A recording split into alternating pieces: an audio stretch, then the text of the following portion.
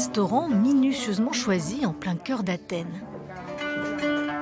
Le décor, la musique, la vaisselle, rien n'a été laissé au hasard. Cette journée, Périclès en rêve depuis 10 ans. Son projet, retrouver le goût perdu de l'Antiquité à travers les vins qu'il a recréés. Des vins disparus qu'on buvait il y a plus de 2000 ans. Là, je suis un peu angoissé, mais c'est constructif. Ce que je veux par-dessus tout, c'est lire la surprise sur leur visage. Que mes vins leur plaisent autant qu'ils me plaisent à moi.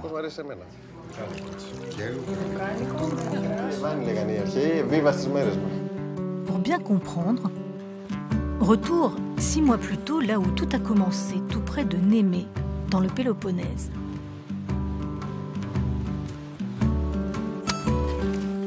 Ce jour-là, Périclès tente une nouvelle expérience, une vendange tardive.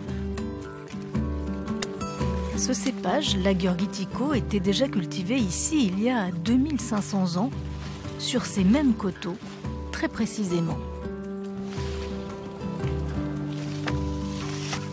Comment tu le trouves, ce raisin, toi?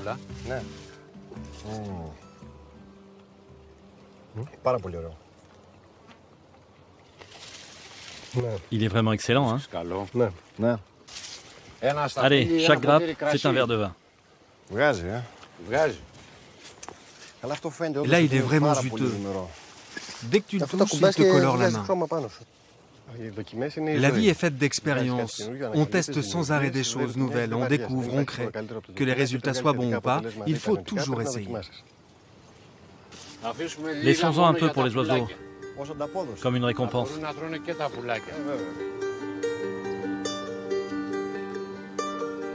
Périclès pousse très loin l'expérience.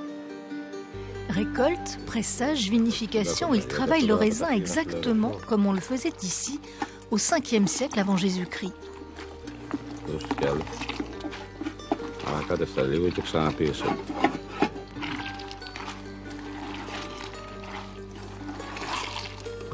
Regardez cette couleur rouge. Imaginez la robe qu'aura ce vin. Le pressage à la main, ça fait partie de la recette. Ce nectar en préparation s'appellera Héraclès, le nom grec d'Hercule.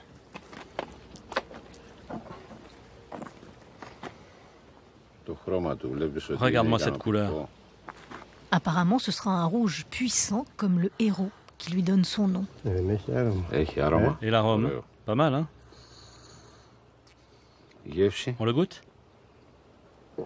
Dans la mythologie, c'est à Némée qu'Hercule a accompli le premier de ses 12 travaux, terrasser un lion féroce qui terrorisait la région.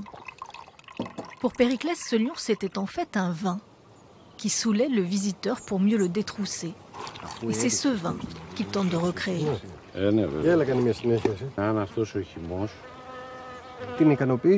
C'est un immense plaisir de ramener à la surface quelque chose qui était perdu depuis des milliers d'années. Il faut que les jeunes générations sachent à quoi ressemblait ce vin de l'Antiquité. Platon, Aristote, tous ces gens, que buvaient-ils? Qu'ont-ils dit? Certains ont écrit « Le vin réjouit le cœur de l'homme ». Mais quel vin?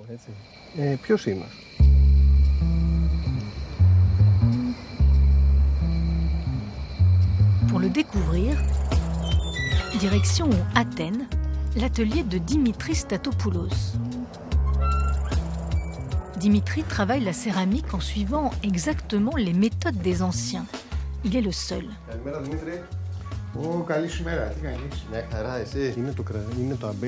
Il possède pour cela un fonds d'archives unique sur l'iconographie des céramiques anciennes, une véritable mine d'or pour Périclès.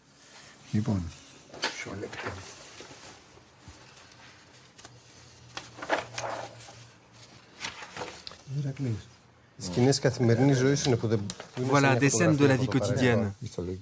C'est vraiment comme des photographies du passé. C'est grâce aux vases que les archéologues ont su comment les anciens s'habillaient, comment étaient leurs meubles, comment ils s'amusaient, comment ils buvaient. Ils ont tout appris des vases grecs anciens. Seules les créations de Dimitri nous permettent de retrouver les sensations perdues depuis des millénaires.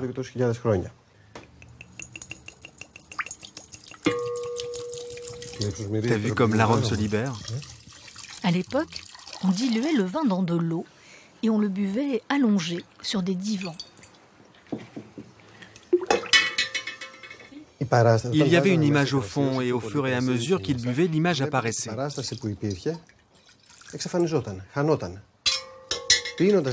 Quand la coupe était vide, ils avaient donc cette image en tête et elle influençait leur état d'esprit. Si l'image était érotique, ils étaient d'humeur légère. Si elle était liée à la guerre, ils étaient d'humeur agressive. On choisissait donc l'image au fond de la coupe en fonction de l'effet qu'on voulait obtenir. «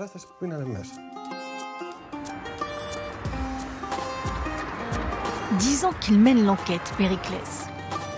Cette fois, c'est la recette d'un vin blanc qu'il recherche. Le vin d'Aphrodite. Il sait qu'elle existe, écrite par un certain Théophraste, un botaniste antique. Mais ça, c'est en latin.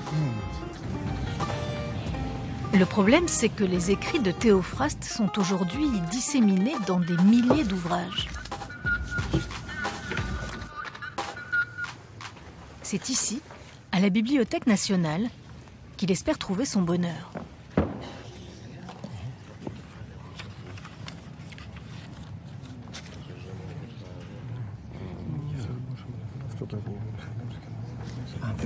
Regarde ici, ça fait référence à la recette et c'est en français.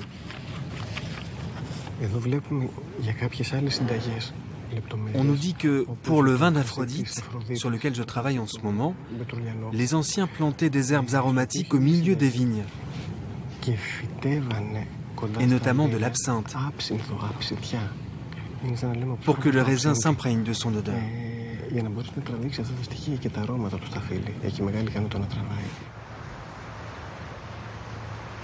Cette découverte est une vraie avancée dans l'enquête de Périclès. Sauf qu'il n'y a pas d'absinthe dans ces vignes du Péloponnèse. Il va falloir trouver une solution. Retour à Némée, dans le laboratoire de son père, Achille. Tu penses qu'on peut faire quelque chose? Achille est le plus ancien œnologue de Grèce. Pour lui, c'est un vrai défi que lui lance son fils.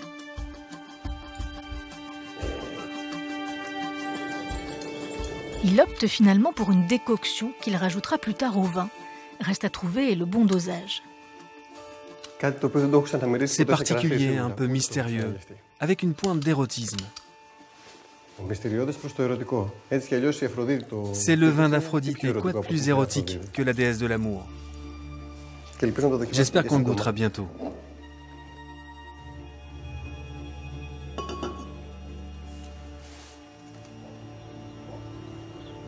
Quelques semaines de macération, un zeste d'intervention divine, et le mélange d'Aphrodite est prêt à exciter les papilles. Dernier test en condition avant la grande dégustation et premier juge, celui qu'il redoute le plus.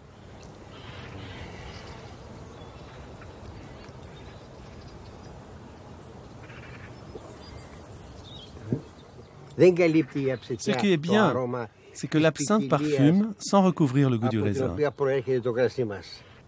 Il tape fort. Son arôme, son goût. Ouais, c'est Aphrodite.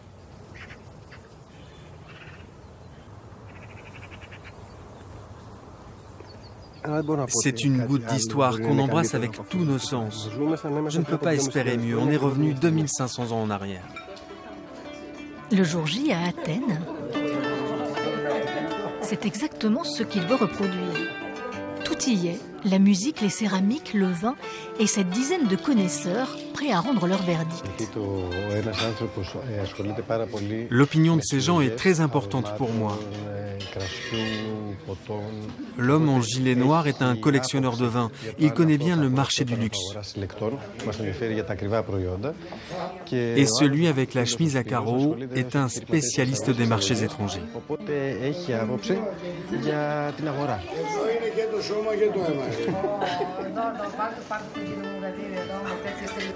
Et voilà le moment tant attendu. La dégustation du vin d'Aphrodite, son blanc parfumé à l'absinthe. Personne d'autre que son père ne l'a encore jamais goûté.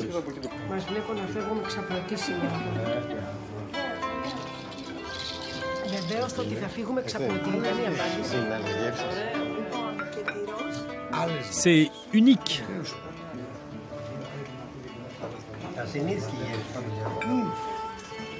C'est vraiment très bon. Je n'ai jamais rien goûté de tel. J'essaie de le comparer avec d'autres goûts, mais je n'y arrive pas. C'est une saveur nouvelle, ou plutôt une saveur ancienne qui avait disparu et qu'on a recréée. Si ce succès se confirme, ces vins pourraient bientôt revenir sur les tables de Grèce et peut-être du monde. C'est un goût très particulier. Une saveur qui se diffuse dans tout votre corps. Ça vous enveloppe et ça éveille tous vos sens.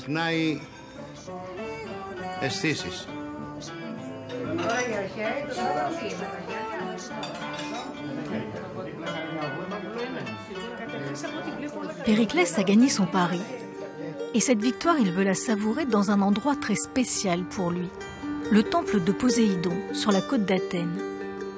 Dans l'Antiquité, c'était un lieu de culte et de fête où on buvait du vin, ce vin qu'il a su recréer. À chaque fois, on en jetait quelques gouttes par terre. C'était la part des dieux. On ressent tout de suite l'énergie de cet endroit. Ce n'est pas que de l'émotion. C'est divin d'être ici. De voir ce que nos ancêtres ont été capables d'édifier avec les moyens qu'ils avaient à l'époque. C'est une vraie source d'inspiration. Nous aussi, nous pouvons accomplir de grandes choses. Il suffit de prendre exemple sur eux.